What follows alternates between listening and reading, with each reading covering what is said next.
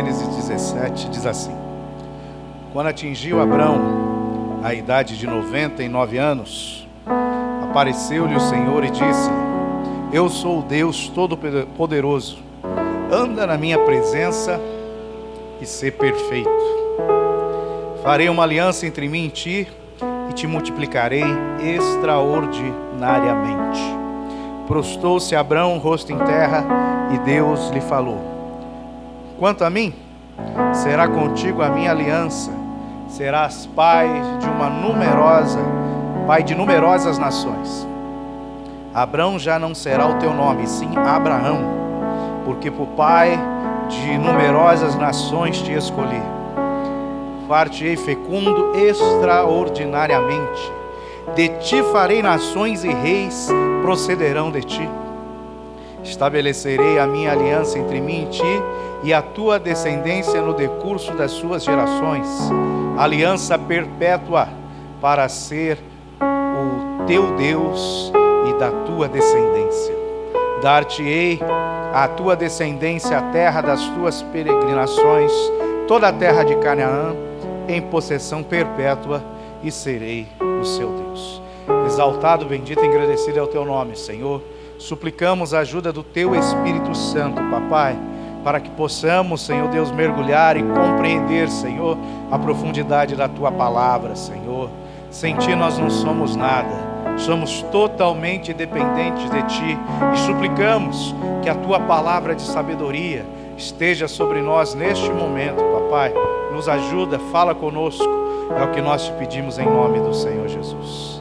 Amém. Glória a Deus. Tem uma tradução já mais atualizada, corrigida, desse primeiro versículo, que fala o seguinte: quando Deus dá a ordem a Abraão, isso não é um pedido, isso é uma ordem. Ele fala: eu sou o teu Deus Todo-Poderoso. Aí vem a ordem: anda na minha presença e ser perfeito. A tradução mais, vamos falar assim, atualizada, corrigida, não é ser perfeito, é ser íntegro. Por que isso? Porque a Bíblia explica a própria Bíblia. Lá na frente, no Novo Testamento, Deus usa o apóstolo Paulo para falar que nós só vamos alcançar a estatura de um varão perfeito quando, nos momentos que antecedem o arrebatamento, nós tivermos os nossos corpos glorificados. Só naquele dia que nós vamos ser perfeitos. Até lá, nós precisamos ser aperfeiçoados. Então essa palavrinha que está aqui, nessa tradução, não foi a melhor. Então o correto é: anda na minha presença e ser íntegro. E quando Deus dá essa ordem, é como no jardim do Éden, né? Ele fala: ó, vocês podem comer de todas as árvores do jardim, só da árvore do conhecimento do bem e do mal vocês não podem comer. Por quê? Porque os mandamentos de Deus, eles vêm seguidos de, vamos falar assim, castigo para quando eles não são cumpridos. Se nós pegarmos lá Êxodo 20, os 10 mandamentos, você vai ver que todos os mandamentos, todos, eles possuem uma punição quando eles são quebrados. E quase todos a punição é a morte. Não vou falar todos, porque eu não me recordo. Mas a maioria, ó, se você maldizer seu pai, apedrejado até a morte. Se os dois forem pegos em adultério, apedrejado até a morte. Roubou? Morre. Não, esse não. Dependendo do que você rouba, você não vai morrer, você tem que restituir 7 vezes mais. Pronto, tinha um que escapava. Mas a maioria é morte. Ah, se ajoelhou diante de outros deuses? Morre. Adorou outros deuses? Morre. Falou o nome de Deus em vão? Morre. E aonde que está essa sentença de morte? É só continuar no livro de Êxodo, você vai ver Deus dando a sentença para cada um dos mandamentos.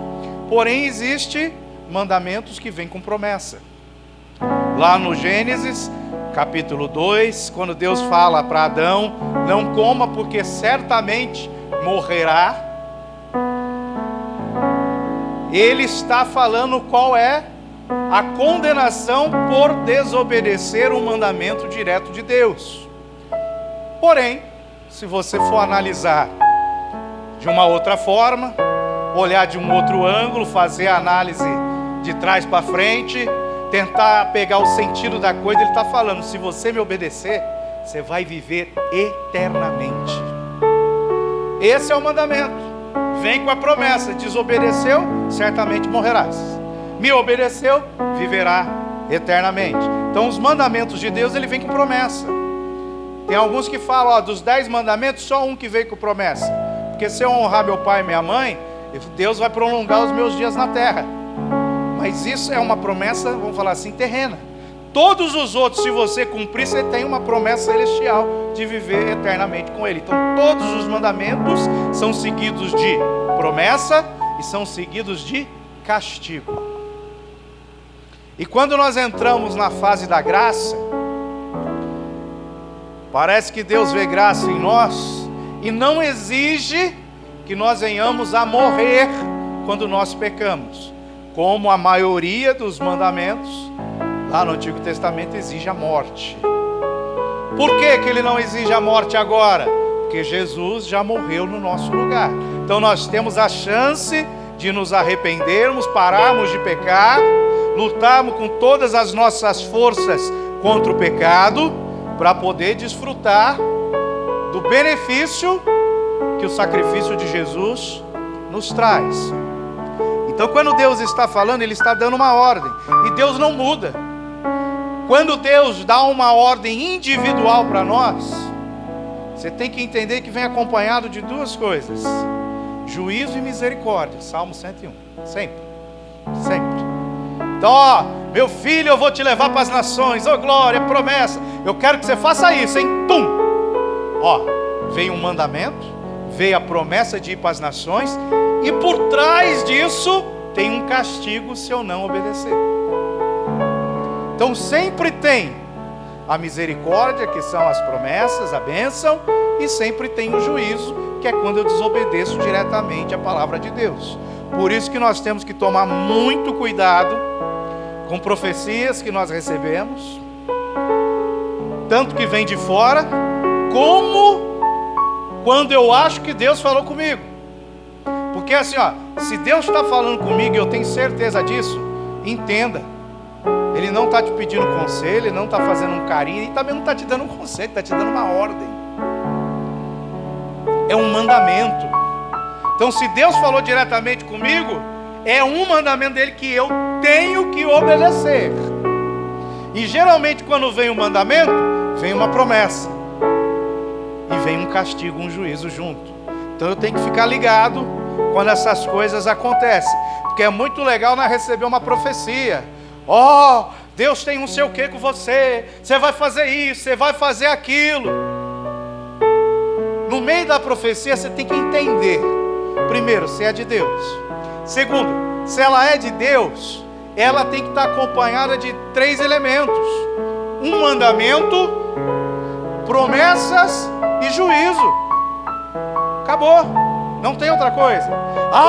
Então Deus vai te levantar para isso, vai fazer aquilo. Tá bom, isso é um mandamento, é Deus revelando a vontade dele.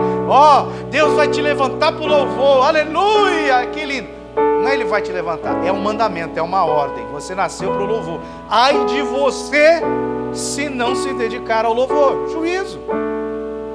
E qual é a promessa? A promessa é que Ele vai te dar dons, Ele vai te capacitar, Ele vai te dar graça.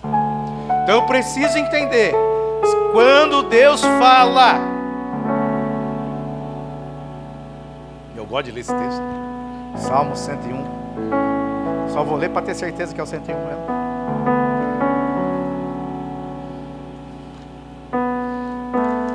Eu fico repetindo ele aqui o tempo todo, e vai que não é ele, é o 110, já viu? Salmo 101, deixa eu ver, é ele mesmo, é ele?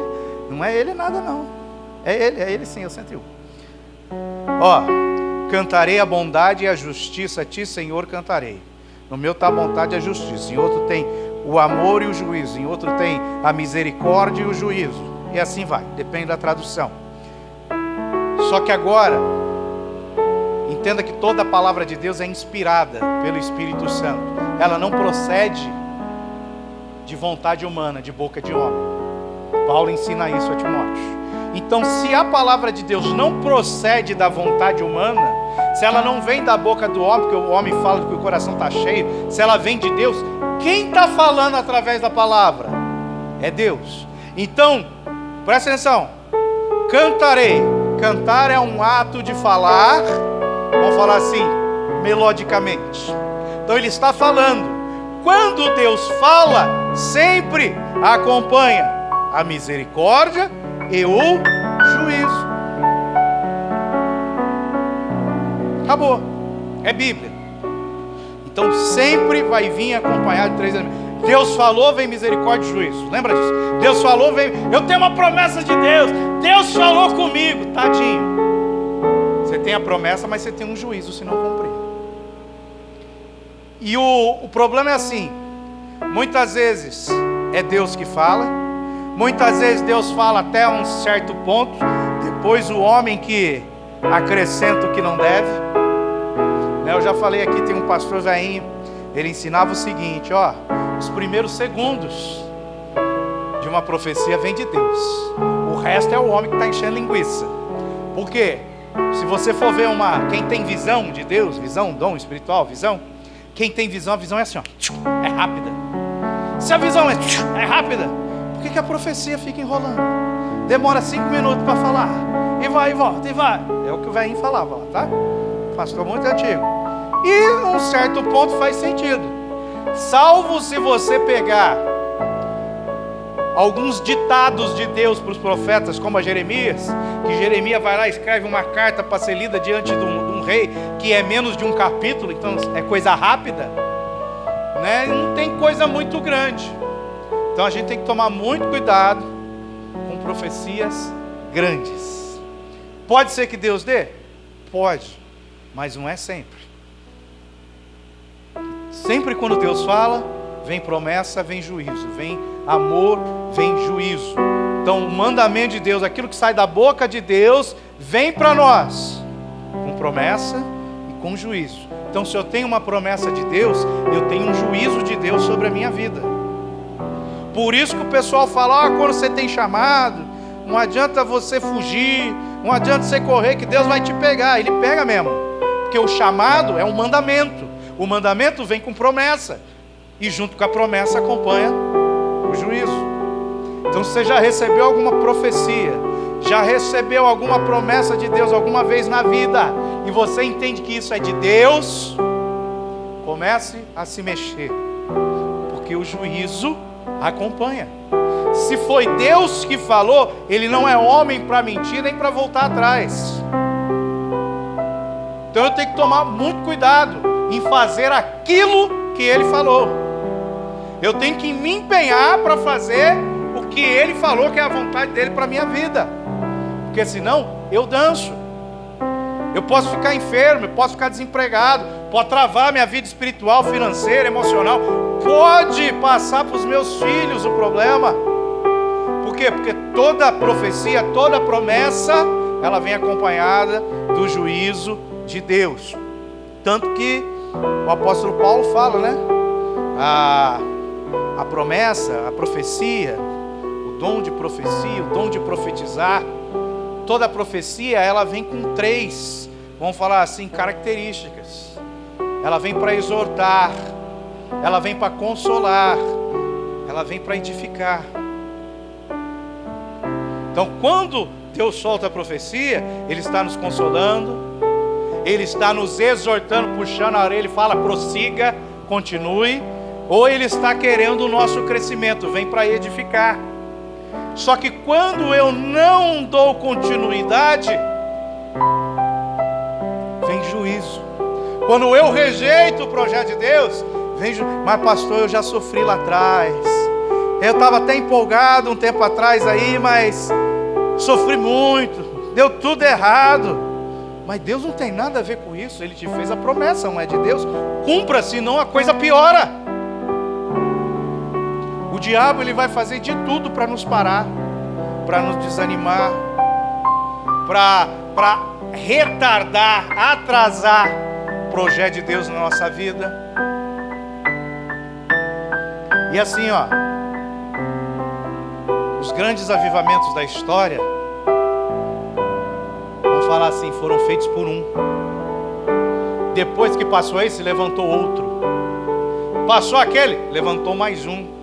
Foi poucos momentos da história da igreja onde tinham vários avivalistas vivendo na mesma época. E detalhe, tudo longe um do outro. Eles não estavam perto. Por quê? Porque Deus precisa de um na brecha. Se nós entendemos o propósito, se nós nos lançarmos no propósito, a promessa de Deus vai nos acompanhar. Só que se eu ficar com medo, se eu ficar retardando, para mim não dá, por causa disso, por causa daquilo, é a chuva, é o sol, é o não sei o que, é o Covid, é a Covid, o diabo ganha.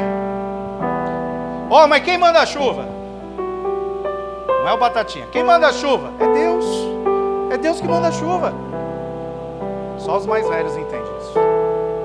É Deus que manda a chuva. Então por que Deus alargou aqui a rua quinta-feira? Tiveram que subir na calçada, sair com o barco. Por quê? Porque Deus gosta de provar a nossa fé.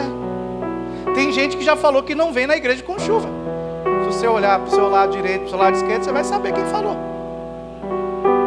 E olha que está uma chuvinha leve. Deus prova a nossa fé. Para quê? Para a gente crescer. Aí são umas gotinhas de água que vai nos parar. E a cada prova, nós temos a oportunidade de demonstrar pequenos atos de fidelidade a Deus. E quando nós vamos, esses atos de fidelidade vão crescendo, Deus vai falar, opa, está sendo fiel no pouco, posso colocar mais um pouquinho na mão. Daqui a pouco, Ele vai colocar um pouquinho que você vai falar assim, em nome de Jesus, chuva para. Chuva para. Comigo aconteceu 2 vezes, porque eu só tive duas vezes coragem de fazer isso. Mas você pode fazer. O cara na Bíblia lá, um doido lá, falou para sol, para lua, e parou. Quanto mais uma chuvinha.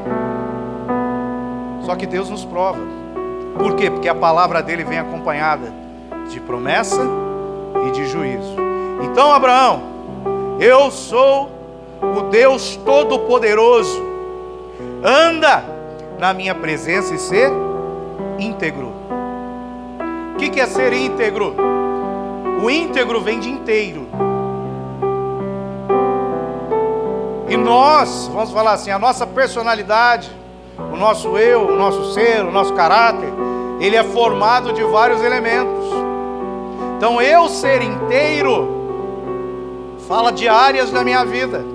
Então eu tenho área financeira, tenho área emocional, eu tenho a área física, biológica, eu tenho várias áreas. Quando ele vira para Abraão e fala, Abraão, ser íntegro, ele falou, eu quero você inteiro na minha presença. Eu quero que você me sirva sem pecado, sem sujeira, com a sua área financeira, com a sua área emocional, em todas as áreas. Eu preciso de integridade. Eu preciso de você inteiro para me servir. Mas pastor, eu tenho medinho disso. Então você não é íntegro diante de Deus, porque o medo não vem de Deus. Mas vamos ler o texto aqui. Então se tem alguma coisa que está me travando, é meu pai que me trava, é meu avô que me trava, é minha mãe que não deixa eu fazer a obra, é minha esposa, é porque você não é íntegro. Porque quando Deus fala, quem manda é Ele. Um é o pai, um é o filho, um é a esposa, um é o tio, um é a tia, um é a cachorro, um é a chuva. Quem manda é Ele. Ninguém pode parar Deus. E quando eu entendo o propósito dele na minha vida, quando eu entendo que eu carrego Deus dentro de mim, ninguém pode me parar. Por isso que Jesus fala, vós sois deuses. Por quê? Porque nós carregamos Ele dentro de nós. Se eu carrego, e é o pai, é a mãe, é o tio, é a avó, é o sobrinho, é o cachorro, o papagaio, que está parando a obra, e eu estou me esforçando com todas as forças para fazer, a obra é dele. É ele que vai tocar no pai, na mãe, no tio, na avó, no papagaio, no periquito. Ou vai tirar do caminho, ou vai fazer alguma outra coisa. Porque para ele, a vontade dele é mais importante que qualquer coisa. Ele fala, ser fiel até a morte. Não posso, Senhor, porque papai, mamãe, tio, cachorro, galinha, não deixa. Não tem como. É difícil. Eu não posso assumir um compromisso contigo, Jesus, porque as pessoas aqui não deixam. Aquilo que o Senhor falou para a minha vida, promessa, ministério, missões, o mundo, blá blá blá, blá blá blá, não pode. Porque tem um monte de gente parando, não deixa eu trabalhar, não deixa eu caminhar.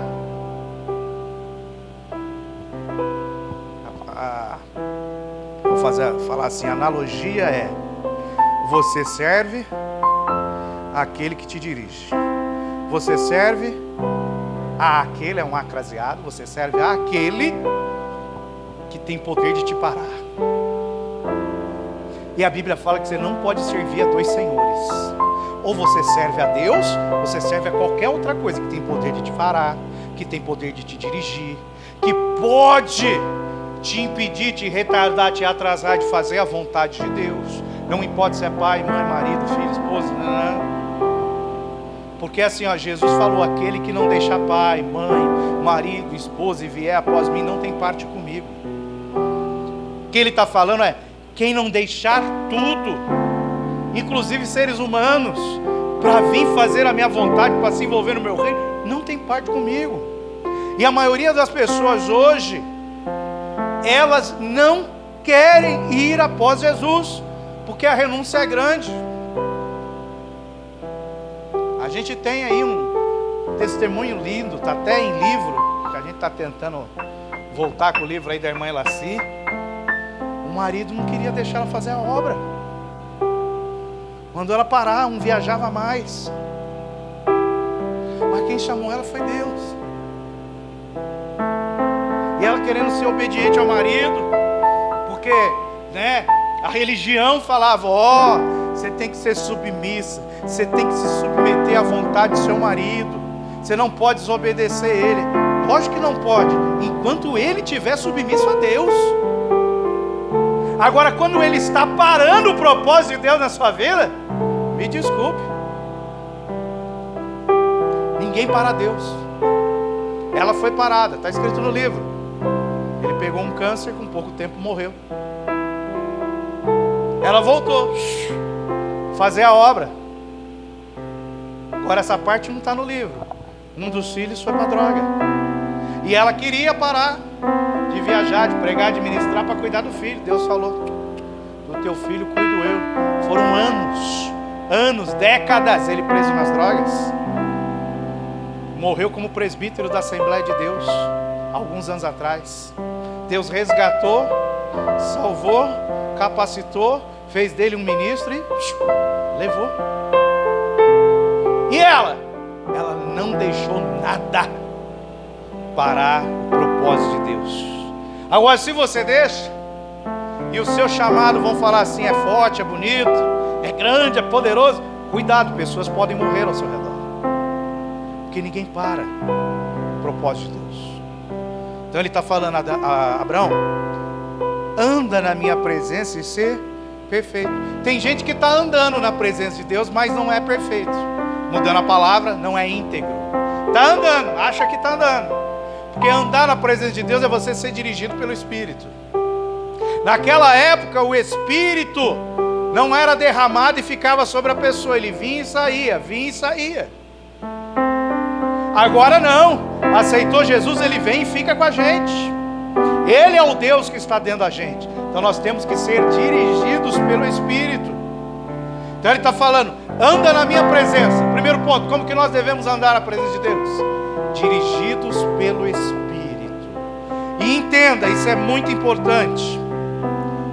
Quando nós estamos nos desviando do caminho do Senhor, quando é a nossa vontade que já está falando mais alta do que a vontade de Deus, a Bíblia diz que Deus Todo-Poderoso, Ele nos entrega as nossas próprias paixões. Ele vai nos entregar a nossa própria vontade. Resumindo, Ele vai deixar a gente quebrar a cara. Por quê? Porque eu já não estou mais sendo dirigido pelo Espírito. Eu estou sendo dirigido pela minha vontade. Então Ele me entrega a minha vontade. Quer isso? Não, eu já quero, Senhor, mas eu vou orar, vou pedir uma resposta, eu vou consultar. Ele não quer. Ele não quer te decepcionar. Já que você quer fazer a sua vontade, Ele deixa. Aí eu vou lá, consulto, tem gente que abre a Bíblia, joga aqui, porque contemplou na minha humildade, amém, isso é um sim de Deus. Não, Ele está te entregando a sua própria paixão. Ele está te entregando a sua própria vontade. Não, mas eu fiz prova. Deus, eu quero isso. Se o Senhor quer também, já está errado, né? Que não é o que Ele quer, é o que eu quero. Faz o passarinho aparecer ali. Às vezes Deus permite que desvie ali uns 300 pássaros que estão migrando de uma região para outra para parar na sua janela, para você quebrar a cara. É a Bíblia que fala isso. Deus permite que nós venhamos a ser entregues às nossas próprias paixões. O povo sitiado, tomado pela Babilônia, templo destruído, tudo destruído, a cidade destruída. E os rebeldes falando, nós vamos para o Egito. E Jeremias no meio falando, não vai. Deus já falou que não é para ir, é para ficar aqui. Nós já estamos vivos. Lá o rei da Babilônia já deu terra para a gente trabalhar aqui. A gente tem que ficar quietinho aqui, que se nós ficarmos aqui na obediência, nós vamos viver. Não, ô GG, vai lá, consulta a Deus de novo. Se Deus falar para a gente ficar, a gente fica. Mentira, eles já estavam decididos aí. Senão nós vamos para o Egito. Jeremias foi lá. Qual era a vontade de Jeremias? Fazer a vontade de Deus. Mas mesmo assim Jeremias não colocou a vontade dele em primeiro lugar. Ele ficou 10 dias esperando Deus responder e falar assim, fala para eles que é para ficar aqui. O profeta nos ensina, não é a nossa vontade. O que interessa é a vontade de Deus. Sabe o que aconteceu? O povo foi para o Egito, morreu tudo lá. Inclusive Jeremias. Então eu tenho que tomar cuidado. Então anda na minha presença eu ser dirigido pelo Espírito. E o que é ser dirigido pelo Espírito? É obedecer a Deus. Às vezes eu não tenho muita sensibilidade para ouvir o Senhor falar.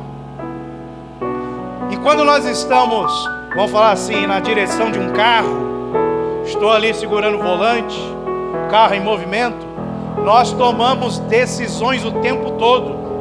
É decisão de parar, de acelerar, de sair, de virar, de dar seta, de não sei o que, de dar ré. Nós tomamos decisões o tempo todo.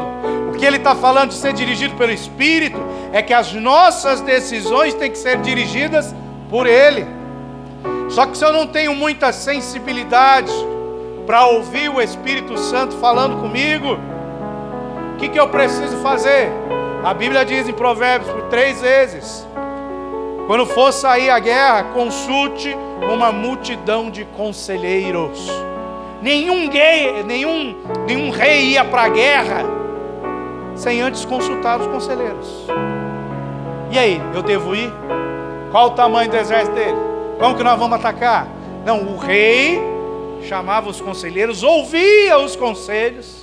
Mesmo que ele já tivesse com algo determinado no coração, ele ouvia os conselheiros. Por quê? Porque podia mudar aquilo que o rei estava pensando. E quando nós não temos muita sensibilidade com o Espírito, é a mesma coisa. E quando você acha que você tem sensibilidade com o Espírito, aí que você tem que fazer mais ainda, buscar conselhos. Por quê? Porque o nosso coração é enganoso. A obra não é feita por uma pessoa, ela é feita por uma multidão de conselheiros. Os grandes avivalistas, muitos deles, no final da carreira, se desviaram. Por quê? Porque já não davam mais ouvidos aos conselhos. O poder, a unção era tão grande que eles achavam que não podiam mais ouvir.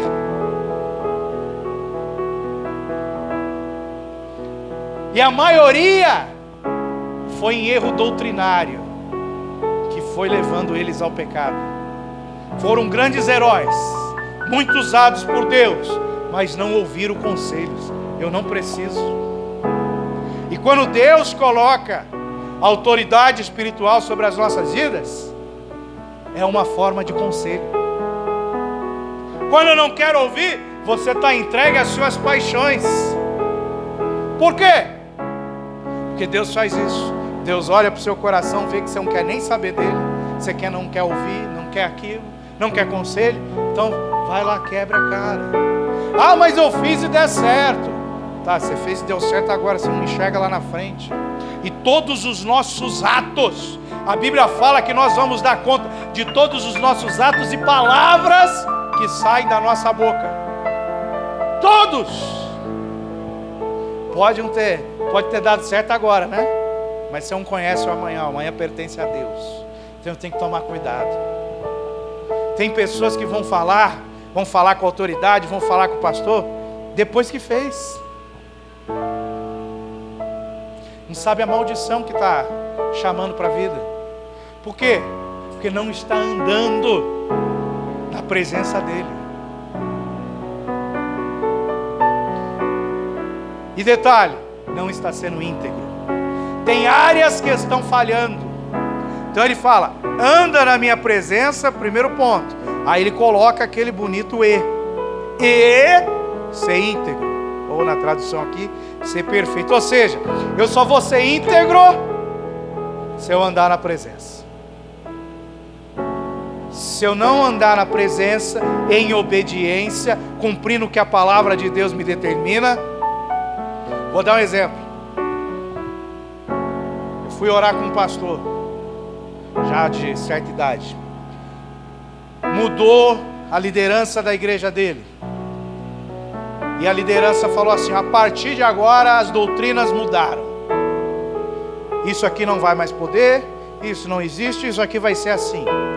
Quem, falando com todos os outros pastores, presbíteros, líderes e tal, igreja grande.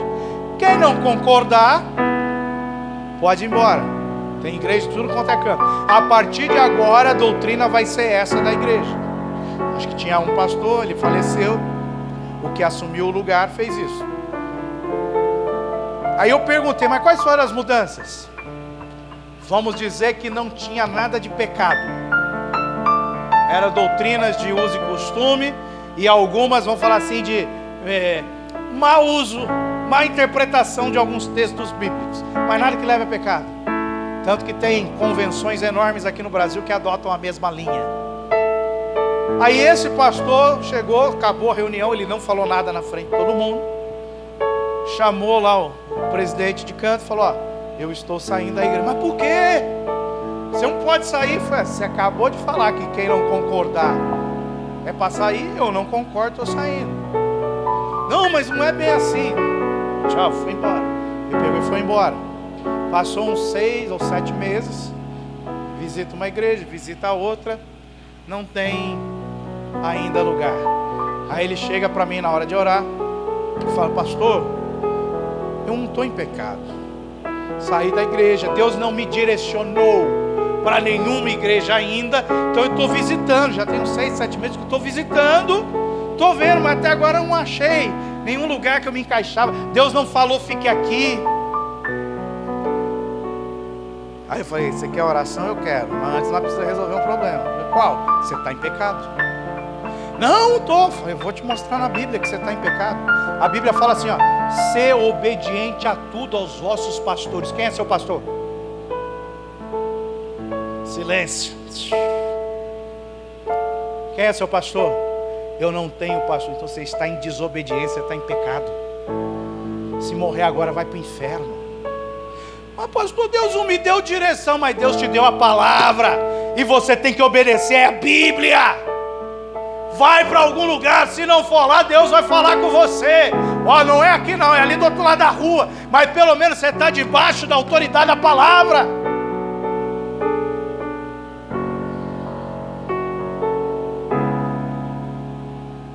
Porque eu quero que seja do meu jeito. Se o anjo não descer com a espada de fogo, sapateando, tocar na minha língua, fazer não sei o que, falar, é ali, ó, abrir e tal. Deus não nos deu esse direito. Deus nos deu o direito de obedecer. E obedecer primeiro a palavra. É lindo quando Deus direciona, mas Deus vai falar com você quando você estiver em obediência. Quando você estiver em desobediência, é o capeta que vai estar falando, é o seu coração enganoso que vai falar. Por isso que Deus fala, prove os espíritos. Você está achando que foi Deus que falou? Prova o espírito, pede prova a Deus, que você vai ver que Ele é bom. Você vai saber se é Ele ou não que está falando. Mas se eu não tenho sensibilidade para ouvir, consulte uma multidão de conselheiros. A sua autoridade espiritual é um conselheiro. Esse livrinho aqui, ó, capa azul, para não ficar preto, é uma multidão de conselheiros. Eu não posso tomar decisão nenhuma, porque toda decisão me leva à guerra. Deus nos chamou para ser parte do exército dele. Ele nos dá armadura para isso. Então toda decisão que eu tomo envolve atos de guerra. Então eu não posso tomar decisão nenhuma sem consultar uma multidão de conselheiros. Mas pastor, eu tenho que tomar uma decisão, eu vou ter que ler a Bíblia inteira para saber o que Deus fala. Não, começa a ler antes de tomar a decisão. Que hora que você for tomar, o Espírito Santo nos garante, promete, que Ele fará lembrar todas as coisas. Ele vai falar, ó, você não pode por causa desse texto.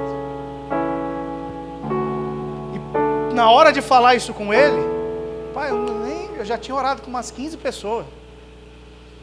Nem lembrava, a hora que chegou nele, falou, pastor, eu não estou pecado. Quando ele falou em pecado, parece que acionou o gatilho na minha mente. Tum! Sede obediente aos vossos pastores. Porque não adianta você estar numa igreja e sair escondido para ir na outra. Mas eu consultei a Deus, eu consultou o seu coração. Às vezes o diabo dá até sinal no céu, abre o terremoto, faz o que for para confirmar. Por quê?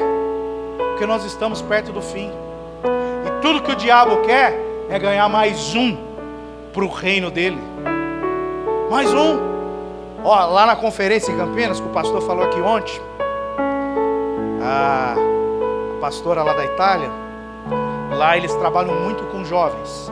Num continente onde nas igrejas só tem pessoas mais velhas, eles conseguem atingir jovens. Estratégias diferentes. E o que se fala hoje, não só lá, mas ao redor do mundo, sobre adoração, é aquilo que aquela mulher fez, que Jesus falou que deveria ser contado por onde quer que os discípulos fossem, dela quebrar o vaso e fazer uma adoração chamada de adoração extravagante. Que nós podemos traduzir nos nossos dias hoje de uma adoração radical. É tudo ou nada. Quebra o vaso inteiro, ou eu quebro tudo, não vou derramar 3 gotinhas não, eu quebro tudo é nada. E Jesus, Ele quer integridade por inteiro, é tudo ou nada. E ela está falando, hoje os jovens ao redor do mundo, quem trabalha, quem mexe com adoração, tem esse vocabulário de uma adoração radical. Adoração radical não é você ficar 72 horas sem dormir falando glória a Deus. Uma adoração radical, ou seja, ser radical hoje é você obedecer a Deus.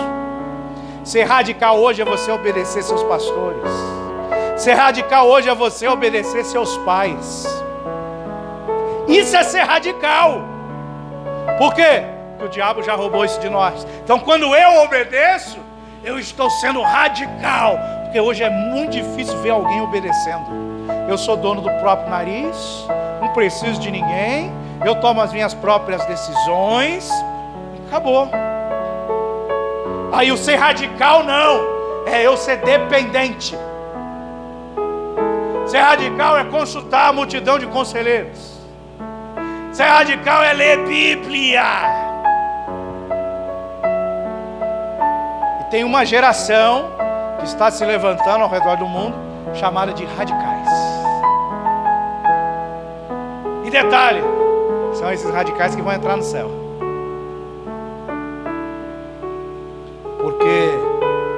Deus não perdoa o pecado. Deus perdoa o arrependido. O pecado leva à morte. O arrependimento leva à vida. Então, se eu estiver em pecado, mesmo que enganado pelo diabo, dancei. Não tenho mais para onde correr. Por quê? Porque o salário do pecado é a morte. O perdão vem só por arrependimento. E o arrependimento que nos garante a salvação de Deus. Então Deus fala para Abraão: anda na minha presença e ser perfeito. Farei uma aliança entre mim e ti. Ó, o mandamento de andar na presença, o mandamento de ser íntegro, leva a um compromisso com Deus. Farei uma aliança entre mim e ti, multiplicarei extraordinariamente. Ou seja, quando nós andamos na presença, quando nós buscamos a integridade, quando nós fazemos uma aliança, assumimos um compromisso com Deus e com a sua palavra, Deus nos multiplica. E Ele vai me multiplicar em que área? Em todas. A integridade que leva-nos a todas as áreas da nossa vida é o local onde Deus vai fazer a multiplicação. E prostrou-se Abraão, rosto em terra, e Deus lhe falou: quanto a mim, será contigo a minha aliança, será pai de numerosas nações. Abraão já não será o teu nome, sim, Abrão. Ou seja, quando eu assumo um compromisso com Deus, quando eu ando na presença de Deus, quando eu busco integridade em todas as áreas, isso gera uma nova identidade nas nossas vidas.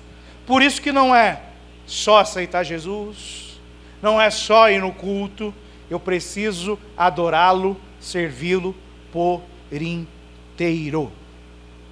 Seu nome será Abrão, porque por pai de numerosas nações te constituí.